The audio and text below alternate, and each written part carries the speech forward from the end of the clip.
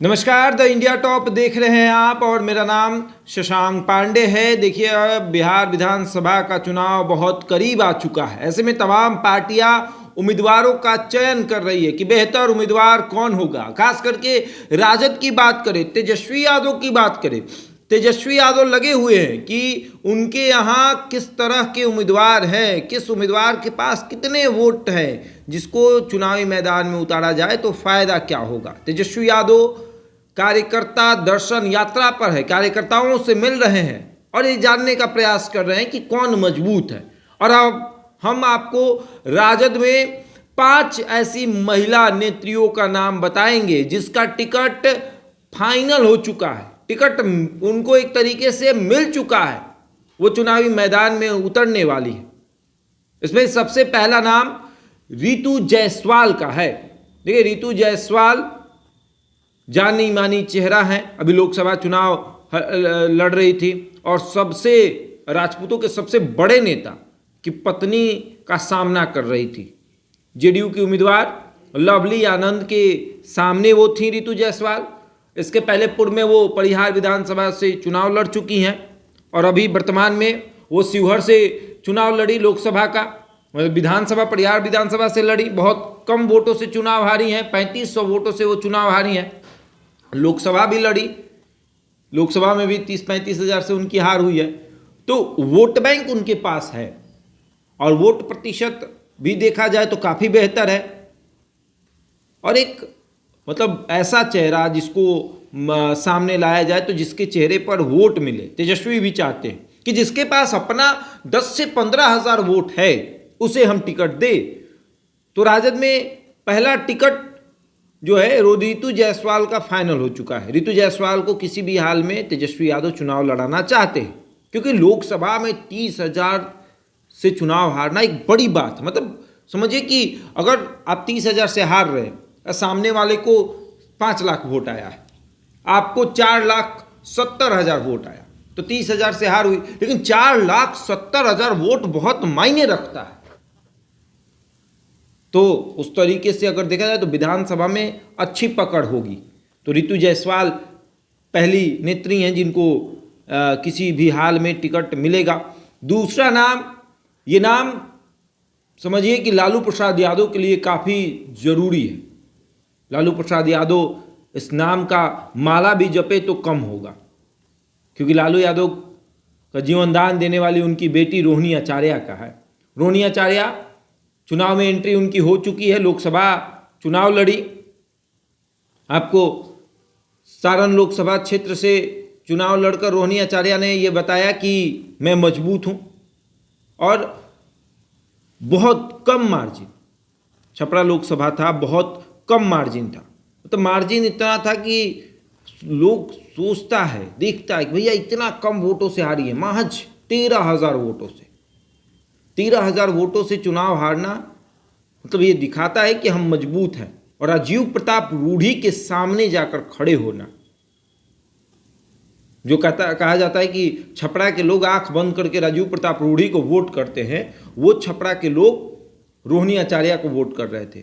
और रोहिणी आचार्य का नाम काफ़ी तेज़ी से आगे चल रहा है। वो 5 साल इंतज़ार करना नहीं चाहती हैं, वो चाहती हैं कि जब राजनीति में कूद गए हैं तो चुनाव लड़ ही ले। और रोहिणी आचार्य का नाम सोनपुर विधानसभा सीट से आ रहा है कि वो सोनपुर विधानसभा सीट से किसी भी हाल में चुनाव लड़ेंगे। तो ये भी एक नाम फाइनल हो गया है। एक तो आपका हो गया रितु जायसवाल, दूसरा हो गया रोहिणी आचार्य। उसके बाद तीसरा जो नाम है, इसमें तीसरा नाम आपको दिव्य प्रकाश है। दिव्य प्रकाश जो कि जयप्रकाश यादव की बेटी हैं, तारापुर से ये चुनाव लड़ेंगी। तारापुर विधानसभा से पिछले बार भी उपचुनाव इन्होंने लड़ा था, बहुत कम वोटों से ये चुनाव हारी हैं। जयप्रकाश यादव एक बड़ा नाम है, एक बड़ी हस्ती है और उनकी बेटी हैं दिव्य प्रकाश यादव। तो ये भी चुनाव किसी भी हाल में लड़ेंगी और तारापुर से ही इनका जो है वो तय हुआ है कि तारापुर से ही ये चुनाव लड़ेंगी। चौथा जो नाम है वो भी नाम ऐसा है कि जो लोकसभा लड़ चुकी है। देखिए, रितु जायसवाल भी लोकसभा लड़ चुकी हैं, रोहिणी आचार्य भी लोकसभा लड़ चुकी हैं और ये जो चौथा नाम है ये भी लोकसभा लड़ चुकी हैं। अशोक महतो की पत्नी अनीता महतो, अनीता देवी जो हैं वो चुनाव लड़ेंगी और किसी भी हाल में इनको कहा जा रहा है कि मोकामा से चुनाव लड़ाया जाएगा। यानी अनंत सिंह के सामने, ललन सिंह के सामने तो खड़ा कर दिया गया। ललन सिंह का हालत खराब हो गया था। मुंगेर लोकसभा में आपने देखा किस तरीके से पसीने छूट गए थे। अशोक महतो जब जेल से निकले तो गए लालू प्रसाद यादव से मिलने और उन्होंने कहा कि हम चुनाव लड़ना चाहते हैं। तब लालू यादव ने कहा कि आपको टिकट नहीं देंगे, अगर आपकी पत्नी होती तो आपको टिकट देते। अब बुढ़ाड़ी में सोचे कि कैसे पत्नी मिलेगी, लेकिन पत्नी मिल गई, शादी भी हो गई।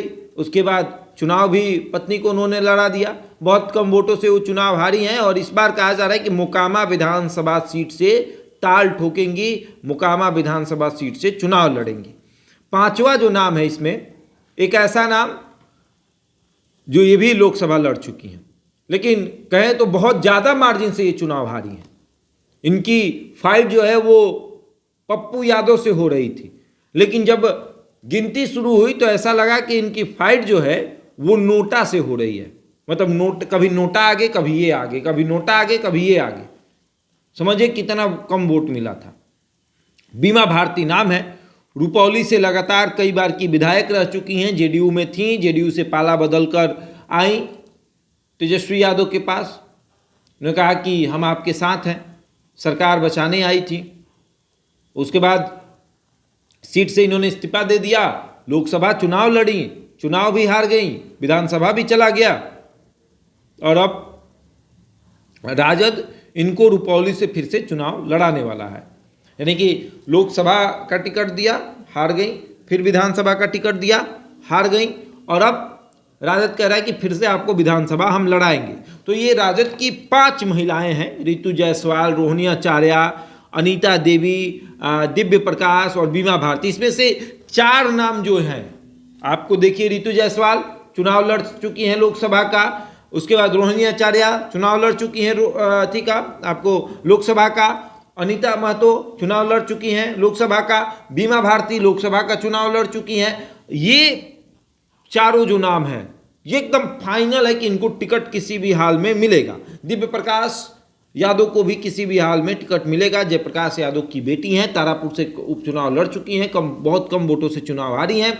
उस समय तेजस्वी यादव एकदम लगे हुए थे कि किसी भी हाल में चुनाव जिताना है और वो उनका वो क्षेत्र जो है वो तारापुर है, फिर से वो चुनाव लड़ेंगे। बहरहाल इस खबर में इतना ही। बने रहे हमारे साथ और देखते रहे द इंडिया टॉप।